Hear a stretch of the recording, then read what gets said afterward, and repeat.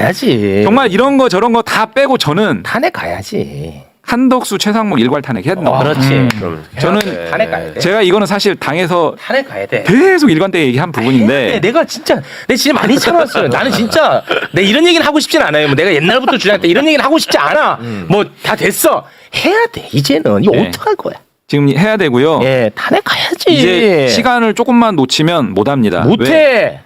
선거관리 책임자에 대해서 탄핵한다라고 하는 여론 때문에 더 네, 부담스러워져요. 그렇습니다. 국회가. 예. 그러니까 저는 이렇게 극악한 위헌적 행태를 또다시 했던 이 시점. 네. 이 시점을 놓치면 안 이 됩니다. 시점이 맞아. 중요해. 맞아요. 근데 마침 네. 또 다행인 거는 한덕수가 대선 날짜를 6월 3일로 지정을 했잖아. 네. 그러니까 지금이 딱 나게 볼 때 적기야. 네. 그래서 탄핵 가야지. 한덕수, 최상목 탄핵은 충분히 탄핵 소추 사유로서 헌재에서도 인용될 가능성이 매우 높습니다. 우리가 잘 아는 것처럼 마은혁, 마용주 두 분 임명 안 했잖아요. 미임명. 이거 다 유연이거든요. 명백하게. 그리고 상설특검 여러 가지 거에 대해서 추천 의뢰를 안 하고 있어요. 요 법률상 의무로 명시돼 있습니다. 네. 추천 의뢰를 해야 된다고 아예 의무로. 네. 그래서 그 부분도 위법이죠. 그래서 탄핵 사유는 지금 넘쳐요. 네. 여기에 정점을 찍은 게 이 두 명의 재판관 임명, 지명. 위헌적 지명인 거 명백하거든요. 네. 이런 부분들을 종합하면 탄핵 인용은 그 충분히 넘칩니다. 넘쳐. 네. 넘쳐. 이제 판단만 하면 돼요. 결정만 하면 되고요. 그리고 이렇게 해서 한덕수, 최상목을 탄핵 소추로 직무정지 시키면 그 다음이 이주호거든요. 네. 이주호 교육부 총리. 네. 이주호 교육부 총리가 어떻게 나올지에 대해서 우리가 최대한 프레스를 해야 됩니다. 네. 이런 자를 임명할 거야? 그럼 이거 당신도 탄핵 사유야. 최대한 프레스를 해서 이런 방식으로 푸는 게 저는 네. 이런 법적 대응보다 정도다 이게. 네. 그리고 어떻게 보면 더 효과적인 방법이다 이렇게 생각을 하고요. 네. 이주호한테는 차기 정부 들어서면 총리 자리 준다고 뻥카 쳐요. 뭐 제가 그럴 위치는 아니고. 그 다음에 저는 꼭 또 했으면 좋겠는 게요. 고발했으면 좋겠습니다. 탄핵은 정치적 책임을 묻고 직에서 물러나게 하는 것 뿐이거든요. 징계준다. 이 사람들은 형사 법정 때 올려야 돼요. 맞아. 끝까지 추적을 해서 그렇지. 두 번 다시 이런 사람들이 안 나오도록 엄중하게 진짜 해야 돼. 형사 책임 물어야 돼요. 훌륭하시네. 그래서 저희가 이건 뭐 어디다 말씀드린 건 아닌데 훌륭하셔. 민주당 법률위원회에서 고발장 다 완성해놨습니다. 네. 지도부에 오케이 사인만 있으면 바로 접수합니다. 반드시 꼭 해야 다 돼요. 반드시 다 하셔야 됩니다, 네. 진짜. 네. 반드시 하셔야 되고 이게 헌재의 효력정지 가처분이 이제 인용될 가능성이 왜 높다고 보냐면 사실은 그 본안과의 관련성, 자기 관련성 때문에 국회가 고민하는 면이 있었단 말이에요. 근데 그 부분은 김종환 변호사는 아까 말씀드린 것처럼 자기 사건이 있기 때문에 그 가능하죠. 관련성을 시비 걸 수가 없어요. 딱 떨어지는 거고. 네. 그다음에 이 효력정지, 임명 효력정지를 시키려면 그 기본적인 논리가 뭐냐면 얘는 대통령이 아니다. 그래서 이걸 임명할 권한이 없는데 지금 한 거다라는 네. 거잖아요. 네. 그러니까 그 부분을 헌재가 한덕수의 탄핵 심판 과정에서 이미 결정을 했어요 한번. 네. 얘는 대통령 아니라서 네. 의결 정족수가 제적 과반이면 된다. 네, 하지만 이제 두 사람은 이제 한덕수가 대통령이라고 생각합니다. 아, 그러니까. 예, 그건 그 두 명뿐이 안 사람은. 되니까. 아까 네. 말씀드린 것처럼 우리가 5명만 있으면 되거든요. 그렇습니다. 네. 그게 있고, 그 다음에 미임명한 게 명백하게 위헌이다라는 것도 이미 헌재가 다 결정한 거라서. 네. 헌재는 이 부분에 대해서 의지만 있으면 쉽게 빨리 판단할 수 있어요. 4월 18일 이전에. 네. 아니 그리고 헌재에 지금 들어가 있는 재판관님들도 자존심이 있지. 그렇죠. 이런 자랑 어떻게 같이 일합니까? 그렇죠. 네. 그렇겠죠. 그런 생각 갖고 계시겠죠. 그럼요. 헌법 재판관님들 진짜 위대하신 분들이잖아요. 그리고 이걸 넘어서서 이제 헌재 안에서도 예를 들면 이제 이 문제가 생겼을 때 또 그 침대 축구하면서 지연 작전을 할 사람이 있을 수 있거든요. 아, 안 돼. 다른 트집 잡고. 그러면 이거는 지연 작전을 하면 할수록 좋아. 그러면 6월 3일 넘어가니까.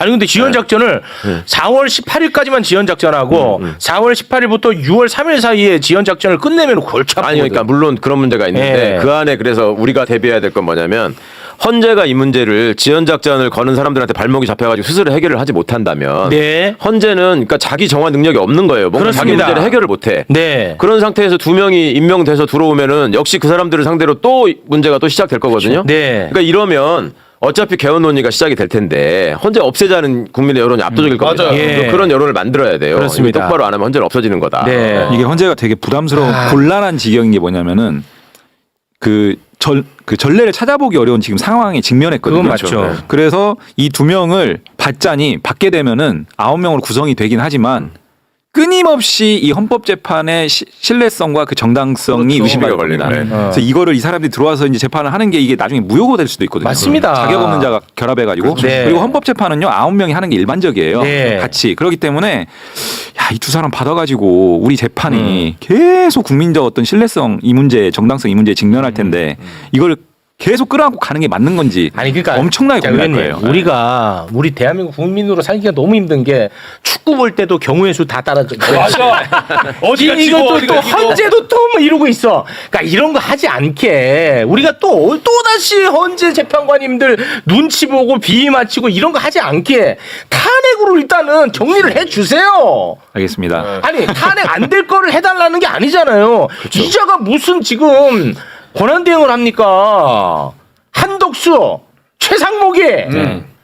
아, 진짜. 그리고 최악으로 이완규가 된다고 하더라도 헌법재판관이 내란 관련 수사 받으면서 들락날락하는 거 보니까 그러니까 아니에요? 이미 경찰에 그렇죠. 한번 그걸 소환 조사 받았더만 네, 이완규는 경찰에서 경찰에서는 이제 그 제대로 된 진술을 안 했다고 안 했더라고요. 하고요. 네. 공수처 수사 대상이기도 하고요. 네. 이 내란 혐의 아까 이제 굉장히 여러 가지 정황들이 있잖아요. 이 정황들에 대해서는 분명하게 이제 수사를 해야 되는데 예. 재판관의 신분에서 이 수사기관에 계속 왔다 갔다 하는 것 자체가 전대미문이거든요. 네. 있을 수 그건 없는 있을 일이에요. 수 없는 헌재 얘기야. 스스로의 이런 위상들을 완전히 추락시키는 일이고 아, 이거 혐의가 내란이야. 네, 내란은요 벌금이 없어요. 벌금이 없다는 것은 나중에 형이 확정되면은 재판관에서 아웃이에요 그냥. 네.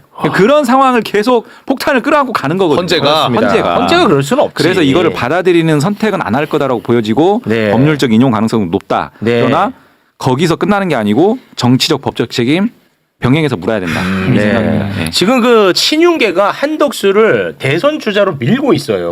그거는 예, 진짜 같아요? 진짜입니다. 그 보도도 나오고 있고 관련해서 어제 또 박지원 의원님이 매우쇼 나와서도 그런 얘기를 하면서 아마 한덕수가 트럼프랑 교감하면서 대선 주자급으로 스스로 몸을 끌어올릴 것이라고 얘기하고 가셨거든. 근데 어젯밤에 맞아. 트럼프하고 실제로 통화를 했어 한덕수가. 20 몇 분인가? 9시 3분에 트럼프하고 통화했는데 28분 통화했거든요. 근데 문제가 뭐냐면 트럼프가 이 통화한 다음에 SNS에 글을 올렸는데 지금 우리가 지금 문제되고 있는 건 관세 관세 난리야, 맞아. 그리고 조선에 네. 대한 부분 방위 분담금 이거 진짜 우리 대한민국 미래가 다 걸린 문제거든요. 맞아. 이거를 한덕수 당신이 뭔데 이런 거를 트럼프하고 얘기를 합니까?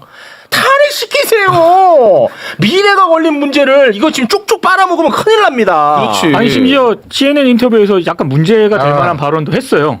그러니까 한국이 중국, 일본하고 힘을 합쳐서 미국의 관세에 반발할 거냐? CNN 기자가 이렇게 물었거든요. 네. 한덕수한테. 한덕수한테 네. 한덕수가 우리는 그 길을 택하지 않고 맞서지 않고 협상을 하겠다 이렇게 얘기했거든요. 본인이 무슨 협상을 합니까? 두달 대행이면서 그러니까 트럼프로 그리고 이 사람 똑똑한 사람이잖아. 그렇죠. 얼마나 맛있어 보여. 야, 찜 질질 흘리면서 탕후루 다 탕후루. 야 여기 탕후루 하나 있다. 진짜 웃을 일 아닙니다. 맞아요. 심각한 문제예요. 아니 얼마나 트럼프가 맛있었으면 SNS에 바로 올렸다니까. 맞아. 예.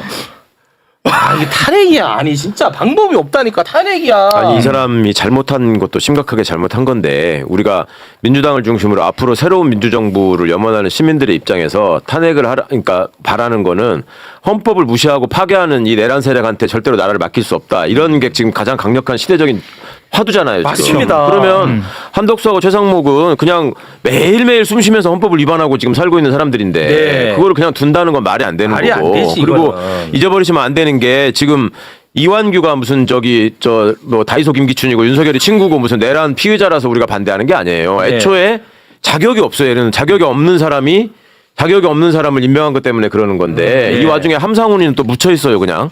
함상훈도 이왕이면 문제가 많죠. 문제가 많죠. 문제가 심각한 판사예요, 거기도. 주목을 안 받던데. 주목을 그러니까 아예 이완규한테 못 묻혀가지고 그냥 묻어서 넘어가려고 하는데 네. 함상훈 뭐 옛날에 드루킹 사건에서 지금 김경수 지사한테 실형 선고한 것도 있지만 과거에 또 이런 뭐랄까 이제 그 취약계층에 있는 사람들이 저지른 범죄에 대해서 굉장히 엄한 형을 내린 사람은 유명한 사람이에요. 2,400원 횡령 버스 기사. 아니 그거는 이 사람이 한 건 아닌데, 아닌가? 그러니까 뭐예요? 그런 류의 생계형 범죄에 대해서 굉장히 엄한 형을 내기로 유명한 그거 사람이었고. 맞습니다. 지금 2,400원 횡령 버스 기사 해고가 정당하다고 판결을 내린 사람이야. 20대. 예, 아주 중대 20대. 예, 예. 위법하다고 얘기를 했던 사람이네. 중대. 예, 몰랐는데. 이런 이렇게 묻혀서 묻어가는 사람에 대해서도 주목을 하셔야 돼요. 지금 마은혁 재판관 때문에 제가 계속 얘기했잖아요. 마용주 대법관은 아무 이유도 없이 임명이 안 되고 있다가 그게 103일 만에 임명됐어요. 말이 됩니까? 근데 그것도 말이 안 되는데 네. 아무도 관심이 없었다는 것도 말이 안 되고 맞아. 대법원이 구성이 안 되고 있었는데 맞아, 103일 맞아. 동안. 네. 근데 난 더 기가 막힌 건 대법원장이 찍소리 안 하고 있었다는 거야. 그러네. 지가 사법부의 장인데. 그러네. 아니 사법부 구성을 아무 이유 없이 지체시키고 있는데 아무 얘기를 안 해. 이자는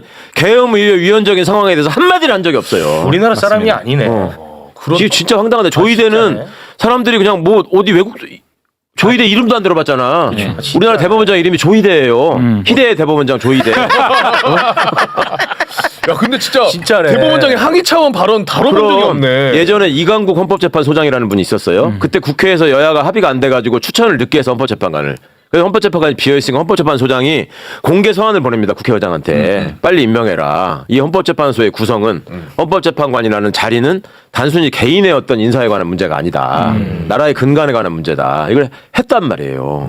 뭐냐고 이것들은 도대체. 근데 또 나중에 알고 봤더니 아주 작은 목소리를 냈으면 큰일 날 수 있으니까. 아니야. 모기 소리도 안 냈어. 모기 소리 안 냈어요? 모기 소리도 안 냈어. 그래서 이거는- 제가 지난주에 국회 본회의에서 이제 긴급 현안 질의하면서 법원 행정처장을 불러가지고 세워서 아니 마용주 대법관 이 심각한 상황이 계속 반복되고 있고 그 마용주 대법관 임명 안 하는 거는요.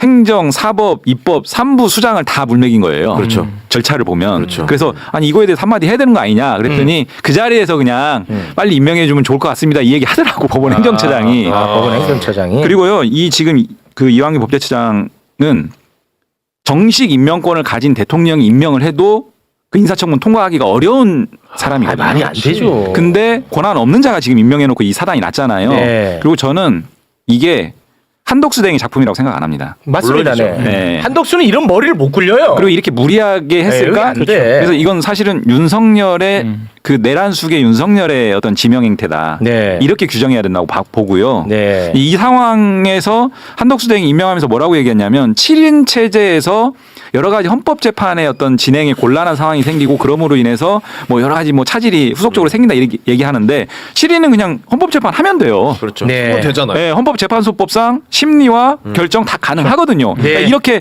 궁색한 얘기를 하면서 억지로 권한 없는 거 뻔히 알면서 임명했거든요. 네. 이건 배우가 있는 거예요. 알겠습니다. 그러니까 그 논리를 만들어 줄 만한 가장 대표적인 사람이 저 다이소 김기춘이에요. 원래 그 사람 하던 게 저런 일이야. 네. 그러니까 이번에 한덕수가 자기가 이게 또 법적으로 자기가 임명할 수 있는지를 또 주변에 물어봐서 했대. 내가 볼 때 그 이완규한테 물어봤을 거야. 완규야, 너 법제처장이지? 나 해도 돼? 해도 되나? 뭘 좀 하고 싶은데? 괜찮아. 이거 틈이 있어. 이게 너랑 나랑 한 말이 있지 않아? 아이씨, 그거 어딨어. 밀고 가는 거지. 그러니까 이게 서로 너무 뻔뻔한 게 뻔해. 이게 그러니까 이완규 처장도 원래 이제 사전에 이렇게 지명하려면 당사자한테 이제 물어보거든요. 수락 의사를 확인을 해요. 자기가 수락 그래 나 할게라고 했다는 거 아닙니까? 네. 그러니까 이게 뻔뻔한 사람들끼리 만나가지고 아니, 근데 오늘 상황을 만들고요. 아니, 오늘 국회에서 의지를 보였어요. 이완규는. 그러니까 하고 얼마나- 싶어하는 의지를 보였다고. 그러니까 그런 사람들한테 국민들이 지금 이렇게 고통을 받고 있는데 네. 그럼 국회가 할 일은 탄핵이지. 선거 관리의 문제, 뭐 여론 문제, 중도층 문제 저는 이거 우리한테 다 호응을 받을 거라고 보거든요. 탄핵해도. 아니 저 의원님 나는 진짜 네. 그 얘기 자꾸 너무 속상한 게 뭐 생각은 같지만 네. 자꾸 뭐 역풍. 중도층 아니 봐봐요 이런 한독수를 탄핵했는데 탄핵한 게 문제라고 하는 사람이 중도입니까? 그게 어떻게 중도야? 그 중도가 아니지. 맞습니다. 죄송해요. 그래서 제가 그 얘기를 네. 계속 그게 했었어요. 무슨 중도가 아니지. 같은 그게 어떻게 같은 생각이야. 그게 어떻게 중도냐고. 네, 이번 주에 국회에서 변곡점을 만들지 않을까 네. 이렇게 제 역할은 충실하겠습니다. 알겠습니다. 네.